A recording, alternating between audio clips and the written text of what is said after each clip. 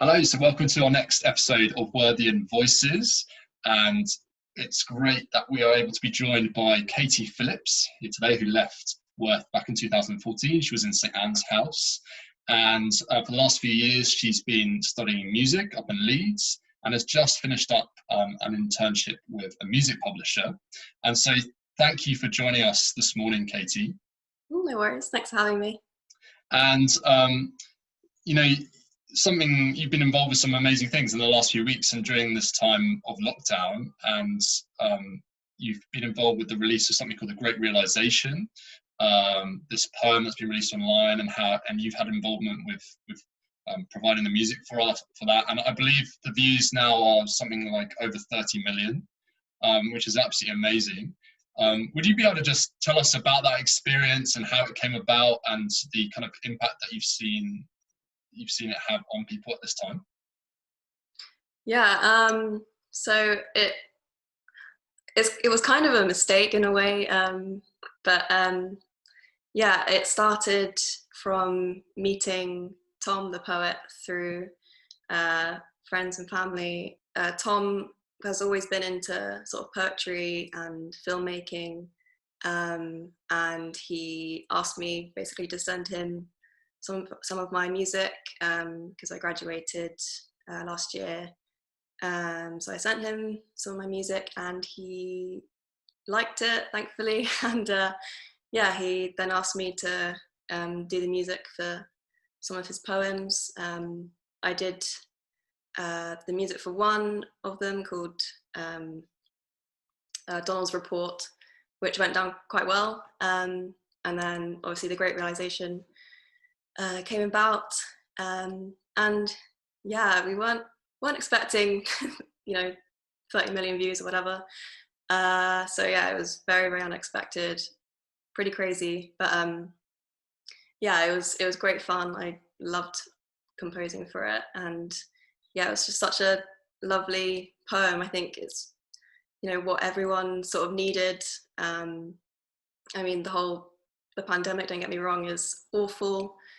And it affects everyone, but I think it's just sort of what the whole world needed to hear, to bring some hope to people's lives at this hard time. So it was a big honor to write for him. How did you go about choosing that particular music for this piece? I mean, how do you go about that from a composer's point of view? I mean, the first thing I thought of was a music box, because he wanted a sort of fairy tale music track, and the music box is quite eerie, but also has that fairy tale magical sound to it. So that was sort of the base, the foundations of the piece. I used that, and then I wanted it to sort of build throughout the poem. So, the first half is, the sort of negative side, what happened before the pandemic, and I wanted to, create sort of an eeriness to the piece. I used harp and some strings. It's quite simple. And then obviously the second half is, the more positive, shine a light on, the positive things that's come from this pandemic. And, I then used more like sweeping strings and like a vocal sample, just to, create that sense of hope. And so that was it. Amazing. So, I mean, you've obviously picked up a lot of this while you've been at university and in your internship in the last year. But is there anything from what you remember from your time at Worth where you felt foundations were put in place, or you were inspired in a particular way to sort of explore this whole area of music? Yeah, so I was always quite involved in the music department at Worth. I did music A-level, and I was sort of in the orchestra and the strings string ensemble and had violin lessons. I think I was in the choir, the choral society. And so, yeah, that kind of classical aspect was great for me. But also I like to kind of get involved in the contemporary side of things.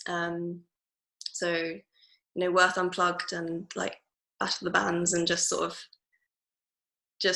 you know, playing guitar with my friends. And yeah, I mean, sometimes I kind of wish I did music tech as well. So that would have been great as well. But at that time, I was more into classical music.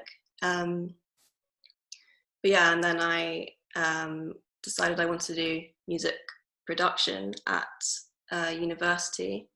But I hadn't always planned to do that. I actually applied for a degree in animal behaviour or animal science. And then I think it was coming back from Worth in the car with my mum, I realised how much I enjoyed the compositional side of my music A level. So that was, you know, sitting on the Mac with Mr. Matthews, and yeah, I sort of realised it's kind of what I want to do. And yeah, I kind of, you know, you shouldn't be afraid of pursuing a creative career. I guess it's, you know, it takes a bit of a leap of faith, but yeah, that's it. Yeah, amazing. Thank you for that. And you know, our students are all over the world at the moment, and you know, studying away, and a lot of them obviously musicians. I mean, what would you have any word of advice for them, particularly during this time? How you can sort of keep up creativity or maintain the discipline of you know, playing your instrument every day and all that kind of stuff. I mean, how would you, what would you say in terms of going about all that? I think the main thing is, you know, you've got all of this time now that we're all stuck at home, and you think, oh, it's, you know, this is the time I have to put all the practice in and I have to get better. Yes, it is a great chance to, you know, practice your instrument, but don't put pressure on yourself to do that, and, you know, make the most of everything. Yeah, I'd say, yeah, it's maybe easier to do, you know, 15 minutes, you know, a small chunk every day, rather than you know, 2 hours to fit in before dinner. So yeah, I think, yeah, the main thing is, yeah, just not to put pressure on yourself. It's important that you still enjoy your art, and yeah, I think, yeah. No, I think that's a great piece of advice. You know, the idea of little and often can go a long way. I think so. Yeah, just off the back of that, I was just wondering whether you could share with us, where do you go for inspiration yourself? If you are lacking inspiration, or you're, yeah, where do you go personally for that? That's a good question.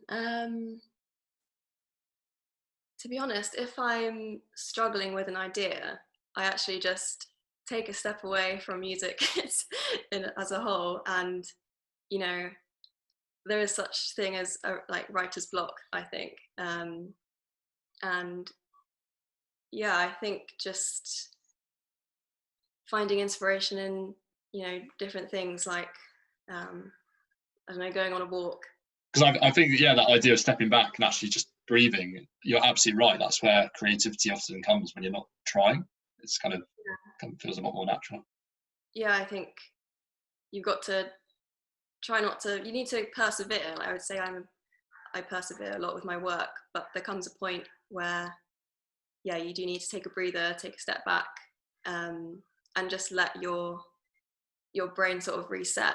And, you know, often a good night's sleep is magical, because I think your mind is still ticking over ideas subconsciously. And yeah, I think in general, just taking a breather from things can actually do wonders, taking a step back, and then coming back to it the next day, and you might have fresh ideas that were, you know, being made overnight or whatever.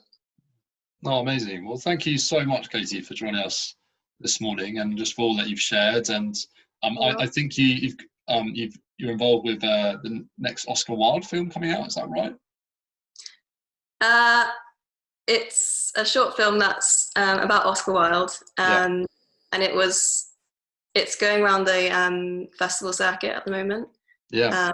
But that was a film that I was doing whilst I was at uni with a film student.